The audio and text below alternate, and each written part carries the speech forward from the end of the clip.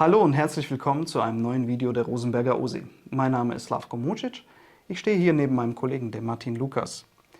Martin, du bist Prozessverantwortlicher im Service. Was machst du genau?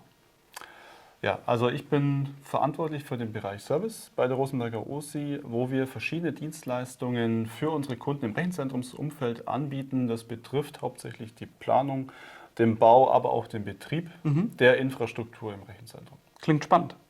Ja, es ist praktisch das gesamtheitliche Portfolio, das wir für unsere Kunden entsprechend mit betreuen. Verstehe. Genau. Martin, ich hatte vor kurzem die Gelegenheit, mit unserem Kollegen, dem Matthias Reidans, mich bezüglich der Anforderungen des BSI an Kritis auszutauschen. Viele Unternehmen stehen ja vor der Entscheidung, ihre IT-Infrastruktur neu zu strukturieren. Das heißt, Teile in die Cloud zu geben oder on-premise oder in die Colocation reinzugehen. Genau. Wie unterstützen wir die Unternehmen an dieser Stelle?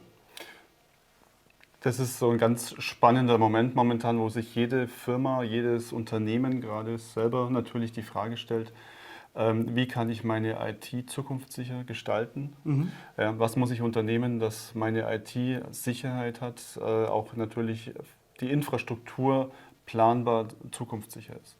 Und wir sind da sehr stark mit unseren Beratungsleistungen mit dabei, wo wir zusammen mit unseren Kunden die verschiedenen Möglichkeiten anschauen. Es gibt ja den Bereich, wie du schon sagst, es gibt natürlich die Cloud. Jeder Kunde möchte den bestmöglichsten Vorteil der Cloud nutzen, aber, und das muss jedem auch bewusst sein, es gibt immer bestimmten Anteil von meinem Unternehmen, von meiner IT, der on-premises bleiben muss, einfach aus verschiedenen Gesichtspunkten heraus. Ja, das heißt, ihr schaut euch tatsächlich auch die Anwendungen in der IT an und entscheidet mit dem Kunden oder beratet den Kunden, was im Haus, also on-premise bleiben soll und was dann in die Cloud gegeben wird?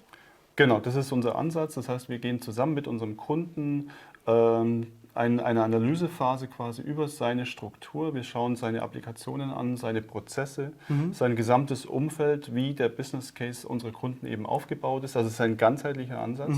Also so eine Site Survey, das heißt eine komplett ganzheitliche Betrachtung. Genau. Und daran wird quasi dann auch gesehen, welche Themen können in die Cloud gegeben werden und wo muss man eben darauf achten, dass die On-Premises beibehalten werden. Verstehe. Ja.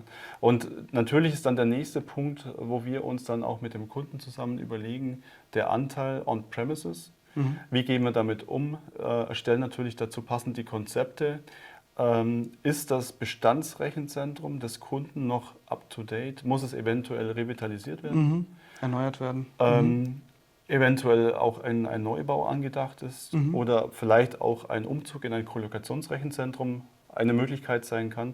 All das sind verschiedene Konzepte, die man sich zusammen mit dem Kunden überlegt und dann in die Umsetzungsphase geht. Das heißt, eine Blaupause gibt es in der Form nicht. Das wird wirklich für jeden Kunden individuell betrachtet. Genau, genau. Das heißt also, unsere Blaupause in dem Sinne sind die Rahmenbedingungen, die Bestand haben, die von der BSI kommen, vom TÜV IT, von den Normen.